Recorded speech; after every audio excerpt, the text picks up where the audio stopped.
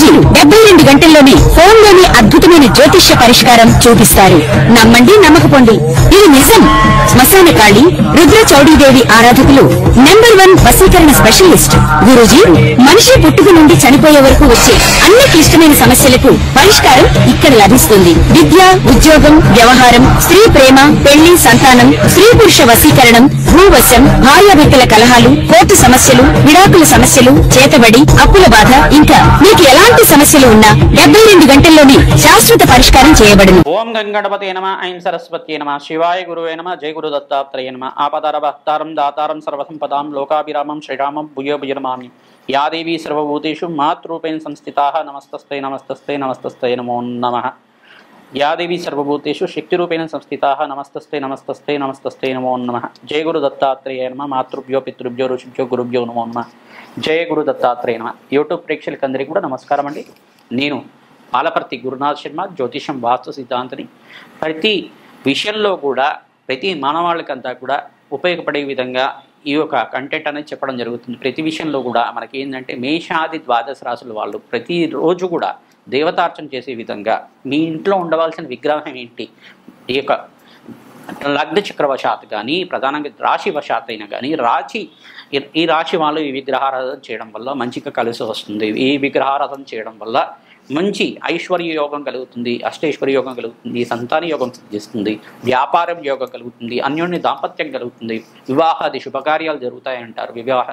ఈ యొక్క విశేషమైన విగ్రహాన్ని పెట్టుకోవడం వల్ల, ఈ దేవతార్చన చేయడం వల్ల అఖండమైన ఐశ్వర్యోగం సిద్ధించడానికి అవకాశం ఉంటుంది. ప్రధానంగా విగ్రహ ప్రామాణికం అంతా కూడా మనకి పరిహార శాస్త్రంలో చెప్పడం జరుగుతుంది.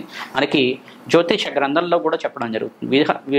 అంటే ప్రధానంగా చూసుకుంటే కనుక ప్రతి విషయంలో కూడా మీకు కావాల్సిన ప్రామాణికాలు అనేది ఉంటాయి. ప్రతి విషయంలో కూడా దేవతార్చన చేసేటప్పుడు కానీ పంచాయతన విగ్రహ ప్రామాణికాలు అని చెప్పేసి ఉంటాయి. శివార్చన చేసేటప్పుడు కానీ పంచాయతన విగ్రహ పూజ అని చెప్పేసి అంటారన్నమాట.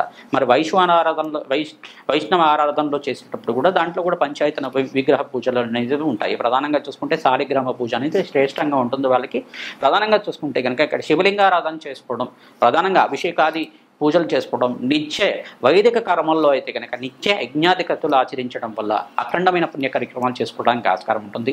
ప్రతి మానవాళికి ఉపయోగపడే విధంగా కులదేవత ఆరాధనే శ్రేష్టమైన ఆరాధన ఉంటుంది. మీ కులదైవం ఎవరో తెలుసుకోండి. ప్రధానంగా మీ పూర్వీకుల ఆరాధన, తరతరాల నుంచి వచ్చిన ఆరాధన అంతా కూడా చేయాలి. మీ పూర్వీకులు అంతా కూడా ఇష్టదేవత ఆరాధన చేస్తారు. కొంతమంది ప్రధానంగా చూసుకుంటే మా కులదైవం అంతా కూడా వెంకటేశ్వర స్వామి అని చెప్పేసి అంటారు. ఆ వెంకటేశ్వర స్వామి కాకుండా ప్రధానంగా కులదేవత అనేది మీ ఇంట్లో కూడా తరతరాలుగా ఈ అమ్మవారిని పూజ చేస్తున్నారు. కొంతమంది గంగాలమ్మ దేవి అంటారు, కొంతమంది పోచమ్మ అంటారు, కొంతమంది ఎల్లమ్మ అంటారు, కొంతమంది మావుళ్ళమ్మ అంటారు. ఏ దేవతను ఆరాధన చేస్తున్నారు మాకంతా కూడా ప్రధానంగా చూసుకోవాలని చెప్పేసి చూసుకోవాల్సి ఉంటుంది. గ్రామ రక్షగా ఉంటుంది అమ్మవారు, ఇంటి రక్షగా ఉంటుంది అమ్మవారు అంతా కూడా. ప్రధానంగా అమ్మవారు ఏ అమ్మవారిని పూజ చేస్తున్నారు, విశేషంగా అమ్మవారి యొక్క చిత్రపటం కానీ అమ్మవారికి సంబంధించిన అవతార రూపంలో ఉండే చిత్రపటం కానీ ఇంట్లో ఉండాలి. లేదు చిన్న విగ్రహం ఈ యొక్క అంగుష్ట మార్గం అంటే 3 అంగుళాలు మందం ఉండే 3 ఇంచెస్ అంతా కూడా 3 ఇంచెస్ అంతకన్నా అంగుళాలు మందం ఉండే విగ్రహం అంతా కూడా పెట్టుకోకూడదు అన్నమాట. ఎక్కువ విగ్రహాలు పెట్టుకుంటే కనుక దానికి మహానైవేద్యం పెట్టుకునే యోగం ఉంటే కనుక మడి ఆచారాలతో చేసిన మహానైవేద్యం అంతా కూడా అన్నంతో చేసిన నైవేద్యం అంతా కూడా పెట్టాల్సి ఉంటుంది. యజ్ఞాధికృతులు చేసే దగ్గర విగ్రహారాధన చేసుకోవచ్చు.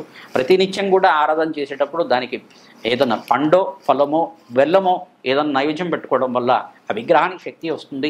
ఎక్కువ విగ్రహాలు పెట్టుకోవడం వల్ల దానికి నైవేద్యాలు పెట్టుకోవాల్సి ఉంటుందన్నమాట. నివేదన ఎక్కడైతే చేస్తున్నారో అక్కడ విగ్రహ పూర్వజన చేసుకోవడం వల్ల అఖండమైన ఐశ్వర్య ప్రాప్తి కలుగుతుంది. విగ్రహారాధన చేసుకోవడం వల్ల దేవుడు అంతా కూడా నిర్వికార నిరాకార నిర్మయ రూపుడు అన్నమాట.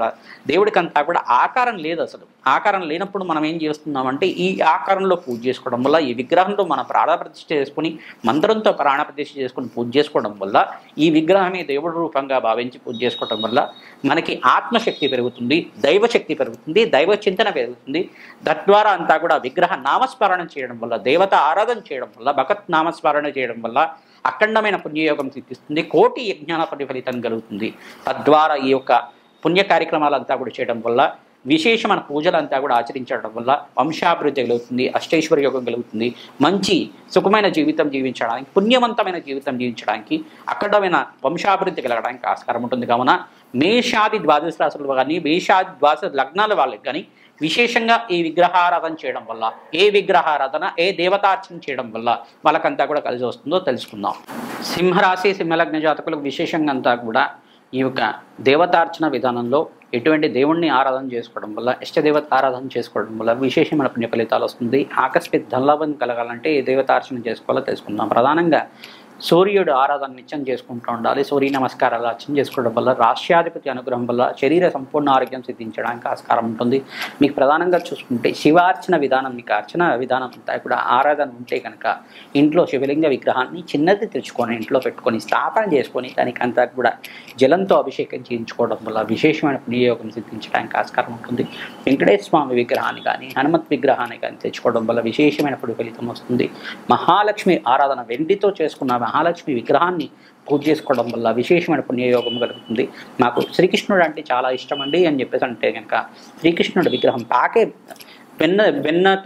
వెన్న దొంగలాగా ఉండే చేతిలో వెన్నపూస పెట్టుకున్న పాకేకి చిన్న బాలకృష్ణుడి యొక్క విగ్రహాన్ని తెచ్చుకొని పెట్టుకోవడం వల్ల విశేషమైన పుణ్య యోగం కలుగుతుంది.